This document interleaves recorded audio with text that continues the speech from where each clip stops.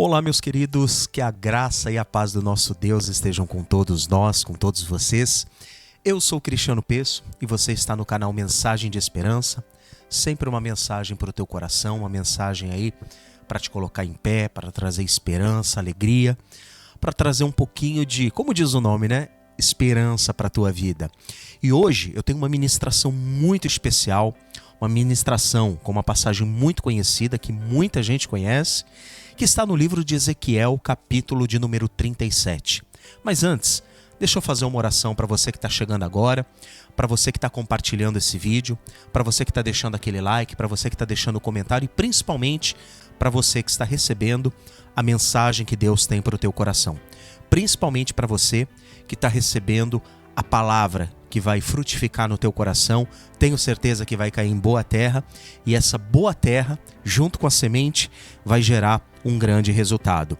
Quero orar pela tua vida e pedir a Deus com que essa palavra possa ser resposta. Se for resposta para a vida de uma pessoa, eu já me sinto feliz, realizado e contente por estar aqui. O nosso objetivo aqui não é tratar de dinheiro, não é pedir nada para você. A intenção desse canal é simplesmente deixar uma mensagem para abençoar a tua vida. Vamos orar?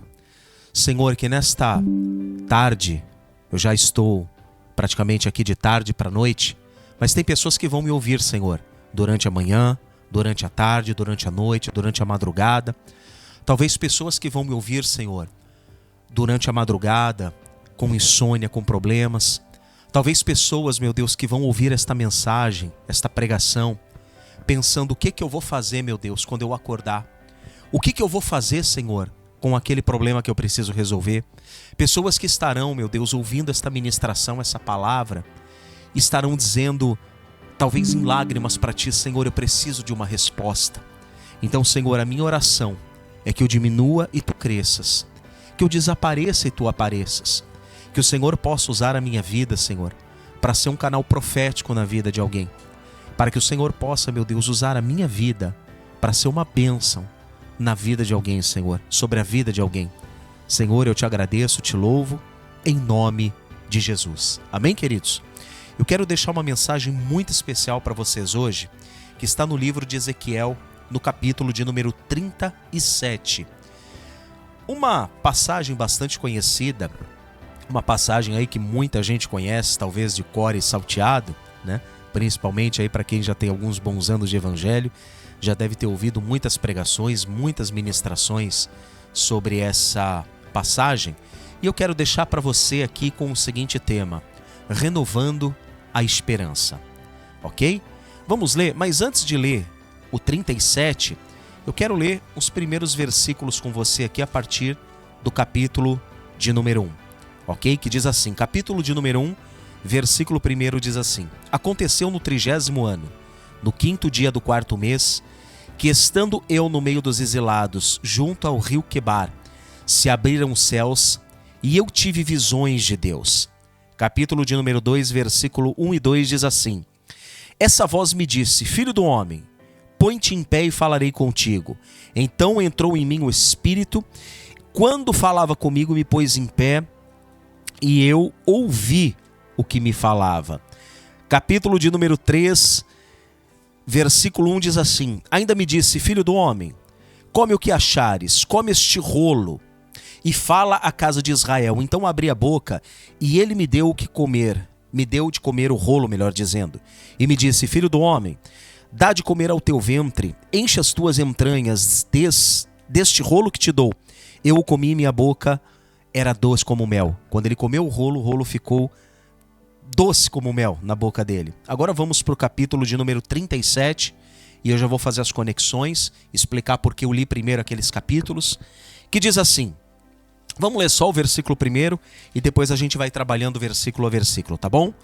Veio sobre mim a mão do Senhor e ele me levou pelo Espírito do Senhor e me deixou no meio de um vale que estava cheio de ossos. Por enquanto, somente até aqui, ok?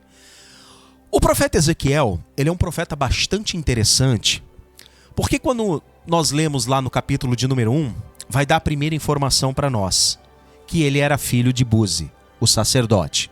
Ou seja, Ezequiel descendia de uma linhagem sacerdotal E ele então, seguindo a sua linhagem, estava sendo preparado para ser um sacerdote. Ora, o seu avô deveria ter sido sacerdote, o seu pai foi um sacerdote, e a lógica comum da história deveria ser que Ezequiel fosse um sacerdote. Se Jerusalém, se Judá não tivessem passado pelo período do cativeiro, se as coisas tivessem acontecido de uma forma normal, ele deveria ter sido um sacerdote. A primeira informação que nós temos acerca de Buzi é que o seu nome significa desprezo. Interessante, né? Um sacerdote ter um nome de desprezo. Mas quando nasce a Ezequiel, que significa Deus fortalece, né? Imagine você, um sacerdote com o nome de desprezo, tem o seu primeiro filho, né? E coloca nele o nome Deus fortalece. A primeira lição que a Bíblia dá para nós, que não importa o desprezo que você está passando, não importa a situação que você está passando, Deus pode fortalecer a tua vida e te dar forças para você sair daí. A primeira informação então que nós temos é essa, que Ezequiel, ele descende de uma linhagem sacerdotal. Interessante que Ezequiel, ele é contemporâneo de Jeremias e de Daniel. Eles viviam mais ou menos na mesma época. Possivelmente, quando Jeremias pregava, Ezequiel era pequeno e com certeza deve ter ouvido algumas vezes algumas ministrações, alguns ensinos de Jeremias. Daniel também era contemporâneo, mas Jeremias, por ser o mais velho, deve ter motivado, deve ter incentivado, deve ter sido ali a inspiração tanto de Ezequiel como também de Daniel. Interessante que nós lemos o capítulo número 1, número 2 e número 3, que está contando um pouquinho da história de Ezequiel e dos 10 cativos. O que Ezequiel está fazendo ali naquela terra agora? Ezequiel que era preparado para ser um sacerdote.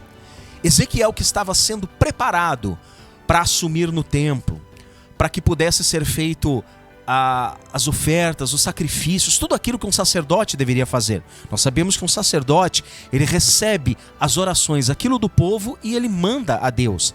Ou seja, a função de um sacerdote é muitas, mas uma delas é justamente interceder, clamar pelo povo. Ele estava sendo preparado para isso.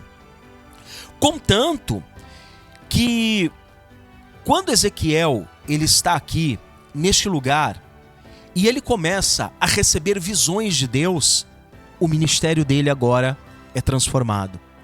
Ezequiel ele foi um homem preparado para ser um sacerdote, mas no momento em que o povo é levado a cativo, Ezequiel ele vai junto com os 10.000 que são levados cativos à Babilônia, a qual Nabucodonosor manda com que eles fossem cativos antes da destruição de Jerusalém.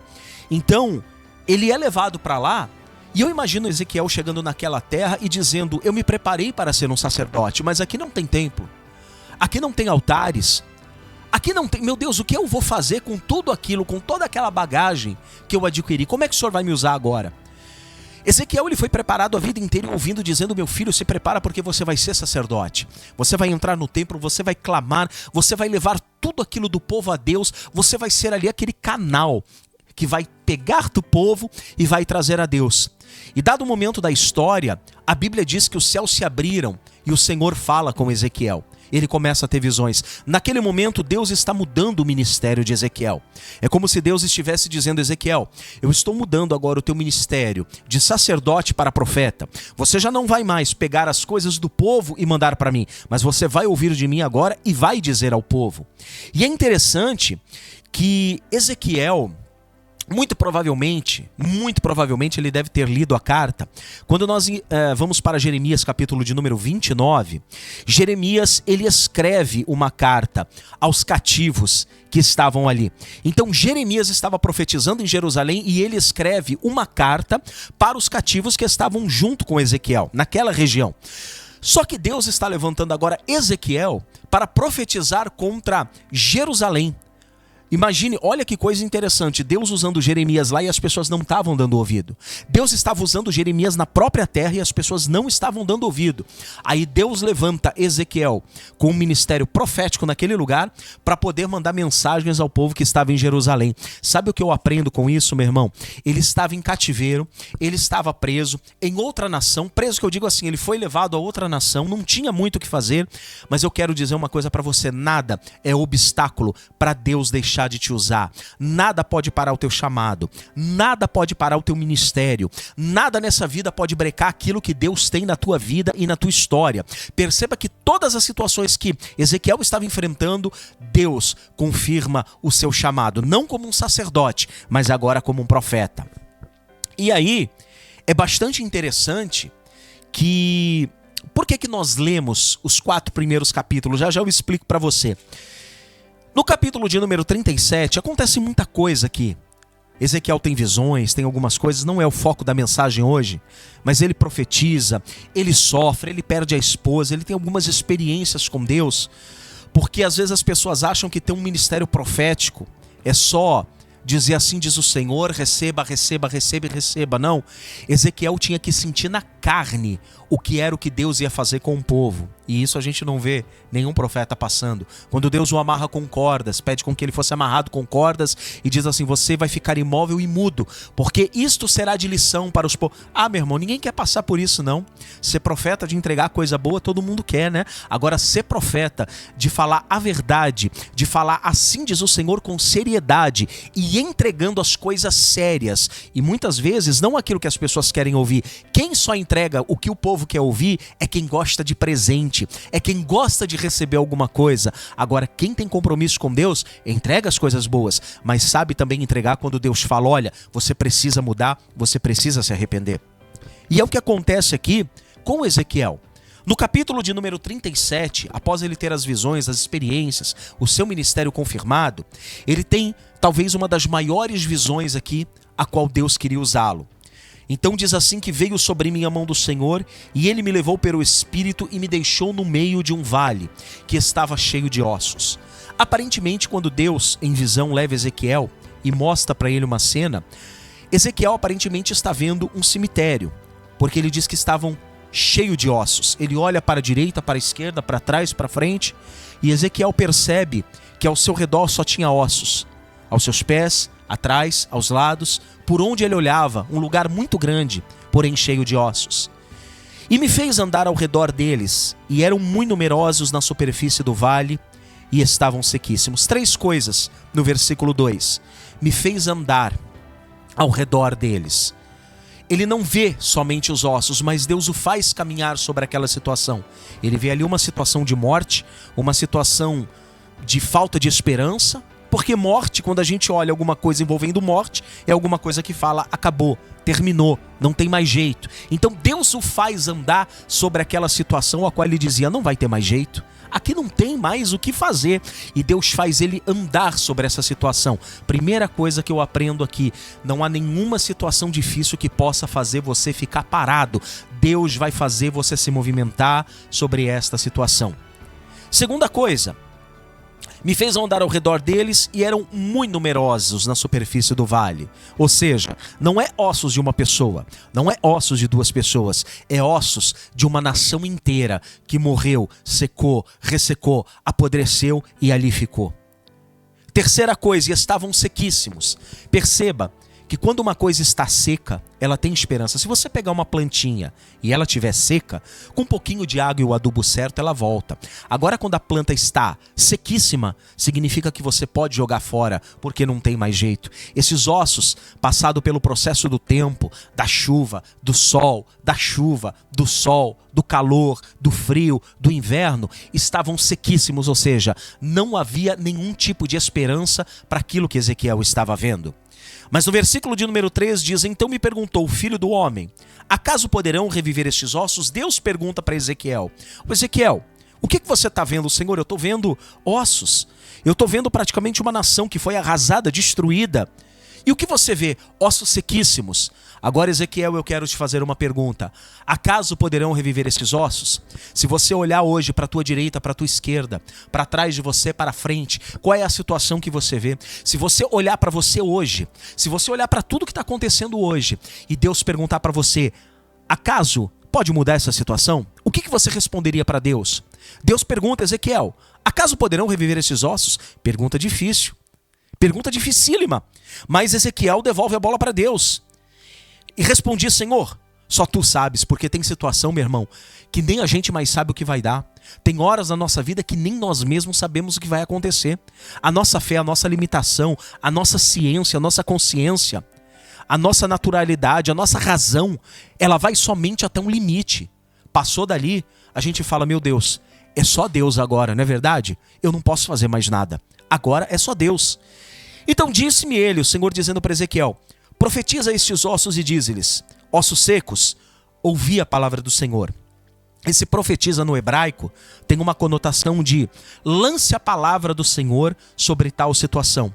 É como se Deus estivesse falando para ele, eu te perguntei, Ezequiel, se esses ossos poderiam reviver. Você disse, Senhor Deus, só tu sabes. E eu então te digo, se você pegar a minha palavra e você lançar sobre essa situação, você vai ver o que vai acontecer. Se você continuar crendo na promessa, se você continuar crendo que eu ainda tenho o poder de mudar, se você continuar crendo, Ezequiel, que através da minha palavra, da minha voz, da minha ordem, da minha santa palavra, as coisas podem mudar, você vai entender o que vai acontecer. E disse-me, profetiza sobre estes ossos. E disse-lhes, ossos secos, ouvi a palavra do Senhor. A palavra de Deus foi específica a Ezequiel dizendo, você vai olhar para esta situação que está seca, sequíssima, e você vai falar com eles. Mas é loucura falar com os ossos não escutam, os ossos não veem, não têm sentimentos, não tem nada. Mas ele diz, fale com eles e lance a palavra, e dê a ordem e diga-lhes, ossos secos, ouvi a palavra do Senhor. E diz assim, assim diz o Senhor Deus a estes ossos, eis que farei entrar o Espírito em vós e vivereis. Tem duas coisas aqui interessantes que Deus fala para Ezequiel usar. Na verdade, uma para usar e outra que vai acontecer, para ser muito mais claro. Primeiro, a palavra. Meu irmão, o poder da palavra. Só o poder da palavra tem poder de mudar e transformar alguma coisa. Homem não tem, bispo não tem, apóstolo não tem, profetinha não tem. Nada tem poder de mudar coisas na minha vida e na tua, se não forem a palavra de Deus. E Jesus, ele é a palavra, é o verbo de Deus que se fez carne e habitou no meio de nós. Não aconteceu assim com Lázaro? Quando levaram Jesus até onde Lázaro estava morto há 4 dias, e ele diz, tira a pedra porque eu vou lançar a palavra e Lázaro vai voltar. Eu vou mandar a palavra de vida e Lázaro vai ressuscitar. Quando Jesus manda remover aquela pedra, ele lança a palavra e diz, Lázaro, vem para fora. O que acontece com Lázaro é mais ou menos o que vai acontecer aqui. E ele diz, profetiza sobre estes ossos. E diz-lhes, ossos secos, ouvi a palavra do Senhor. Assim diz o Senhor Deus a estes ossos, eis que farei entrar em vós o Espírito e vivereis. Duas coisas. Primeiro, a palavra. Salmo 119, 105. Lâmpada para os meus pés, Senhor, é a tua palavra e luz para os meus caminhos. Só pode haver ressurreição de situações, de causa, do que você estiver passando na tua vida, se houver a palavra e o Espírito. O Espírito, lá em João 20, 22 diz, e havendo dito isto, Jesus, quando aparece aos discípulos, soprou sobre eles e disse-lhes, recebei o Espírito Santo. E eles recriaram coragem e saíram para fazer missões. Não pode faltar duas coisas na nossa vida, meu irmão, a palavra e o Espírito. A palavra e o Espírito. Não adianta profetizar se você não usar a palavra. Não adianta dizer assim diz o Senhor, se não for dentro da palavra e Deus não tiver dito nada. Não adianta profetizar e não ter o Espírito, não ter a confirmação do Espírito para que haja vida. E eis que farei entrar o Espírito e vivereis. Porei tendões sobre vós, e farei crescer carne sobre vós estenderei pele, e porei em vós o espírito e vivereis, e sabereis que eu sou o Senhor. Então profetizei segundo me for ordenado, e enquanto eu profetizava, houve um ruído. Quando Lázaro estava morto, e Jesus diz para ele: Lázaro, vem para fora, 4 dias de morto. O cérebro vira um mingau, o corpo começa a se decompor. Mas pela palavra de vida, Lázaro é renovado, restaurado, reformado, transformado, modificado, refeito. E aí quando entra o Espírito da vida, ele volta e começa a glorificar o Senhor. O que está dizendo aqui? Que ele começa a profetizar, o milagre não acontece. Perceba, ele começa a profetizar e o milagre não acontece de primeira, ele ouve um ruído. Por quê? Porque tem horas na nossa vida, meu irmão, que as coisas não vão acontecer assim. Tem horas que você tem que profetizar, ou seja, declarar que você acredita, não abrir mão da sua fé. Aí a coisa piora, você continua dizendo que você vai ser firme. A coisa piora mais um pouco, você diz que você continua acreditando até a hora que a coisa acontece por inteiro. Então ele profetiza: segundo me for ordenado, eu profetizei e houve um ruído, um barulho de ossos que batiam contra ossos e se ajuntavam os seus ossos. Perceba que quando ele olha a primeira vez, está uma bagunça danada. Tá fermo para cá, tá dedo para cá, tá osso, crânio para lá, tá tudo bagunçado. Mas segundo a ordem do Senhor, segundo a palavra do Senhor, meu irmão, quando a palavra é declarada, a palavra vem para colocar as coisas em ordem. Igreja que não tem palavra vive em desordem. Pessoa que não tem a palavra no seu ministério vive em desordem. Tá cheio de gente que vai pregar e não usa mais a palavra. Tá em desordem, porque quando a palavra vem, a primeira coisa que ela gera é ordem. Ela coloca as coisas no lugar. Ela começa a botar as coisas no seu devido lugar. Percebe que quando ele profetiza, ele ouve ruído de osso batendo ao seu osso. O que ele vê agora, na primeira vez que ele profetiza, ele começa a ver cada osso se ajuntando ao seu osso. Eu não sei a bagunça que você está enfrentando, eu não sei o que você está passando na tua vida, mas Deus manda dizer: não tire a palavra da tua vida, não tire o espírito da tua vida, porque a palavra vai fazer com que as coisas entrem em ordem na tua história. E ele diz assim: profetizei segundo me for ordenado. Enquanto eu profetizava, houve um ruído, um barulho de ossos que batiam contra ossos e se ajuntavam cada osso ao seu osso. Deus colocando as coisas no lugar, Deus fazendo barulho. Talvez o que você vê bagunça, Deus vê uma oportunidade de conserto. Olhei, e eis que haviam tendões sobre eles, e cresceram as carnes, e se estendeu a pele, pôs a pele sobre eles, mas ainda não havia o espírito. Perceba que agora Ezequiel vai profetizando e as coisas vão acontecendo. Ele vai lançando a palavra do Senhor naquela situação, e agora já não é mais um monte de ossos largados, mas um monte de corpos como um exército deitado, corpos que os tendões já se cobrem, a pele já se encaixa, são pessoas de carne e osso deitado, mas ainda não tinha neles o espírito e eles não poderiam levantar. Era um batalhão, um exército sobremodo numeroso, forte, mas deitados. Eles precisavam do espírito para levantar e guerrear, meu irmão. Não adianta ter um batalhão, não adianta ter um ministério grande se não for cheio do Espírito. E ele diz o seguinte, versículo 9: então ele me disse: profetiza ao Espírito, profetiza, ou seja, você já deu a ordem aos ossos, você já deu ordem à pele, aos tendões, aos nervos, à carne, ao sangue. Agora você vai pegar a palavra e lançar ao Espírito. Profetiza ao Espírito, profetiza, ó Filho do Homem, e diz-lhes: assim diz o Senhor Deus, vem dos 4 ventos, ó Espírito, e assopra sobre esses mortos para que vivam. Oh, meu irmão, quando você faz as coisas segundo a palavra de Deus, até onde é para ver morte, a vida. Sabia disso? Até onde é para acontecer a morte, acontece a vida. Olha que coisa linda. Então ele me disse: profetiza, aqui já lemos, né?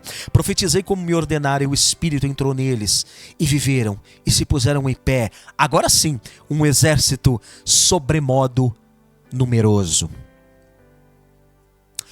Quando o Espírito, foi o que Jesus disse a Nicodemos: Nicodemos, você tem que nascer da água e tem que nascer do Espírito. Porque você não pode ser só água e não pode ser só espírito.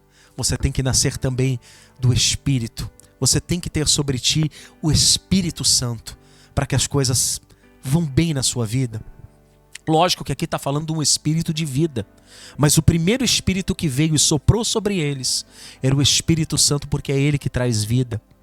Quando a terra era sem forma e vazia, somente havia água sobre a terra e o Espírito do Senhor pairava sobre as águas para movimentar as águas. Sabe por quê? Porque a água parada dá bicho, dá lodo, apodrece, e Deus não gosta de ver nada parado. Eu quero declarar na tua vida nessa noite, se o teu ministério está parado, se a tua vida está parada, se a tua história está parada, que haja vida. Profetiza o Espírito sobre a tua vida, porque você vai ver tudo se movimentar. Por que nós lemos o capítulo 1, 2 e 3? Porque, queridos, muito diferente do que as pessoas estão pregando hoje.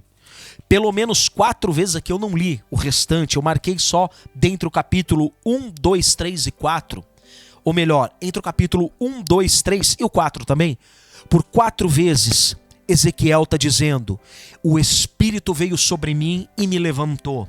O Espírito veio sobre mim e me levantou. Ele fala uma vez no capítulo 1, no capítulo 2, no capítulo 3 e no capítulo 4. O Espírito não joga ele no chão. O Espírito não deixa ele estribuchando como se estivesse tendo um ataque epilético ou alguma coisa pior. O Espírito não tira a consciência dele. O Espírito não joga ele no chão dizendo que vai levar ele, sei lá, para Nárnia, para algum lugar. Não. O Espírito coloca em pé, porque a função do Espírito é te colocar em pé para você marchar, é te fortalecer, é trazer vida onde não tem, é colocar você em pé para que você avance. Então me disse: filho do homem, estes ossos são toda a casa de Israel. E eis que dizem: os nossos ossos se secaram e pereceu a nossa esperança.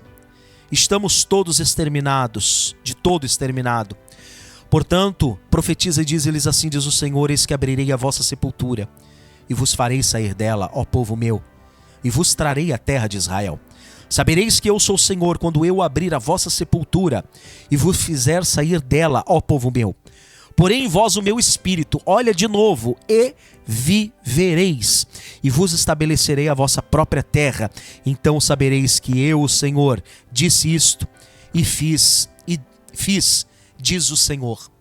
Palavra e Espírito são as armas que você precisa para vencer qualquer obstáculo na sua vida, qualquer dificuldade.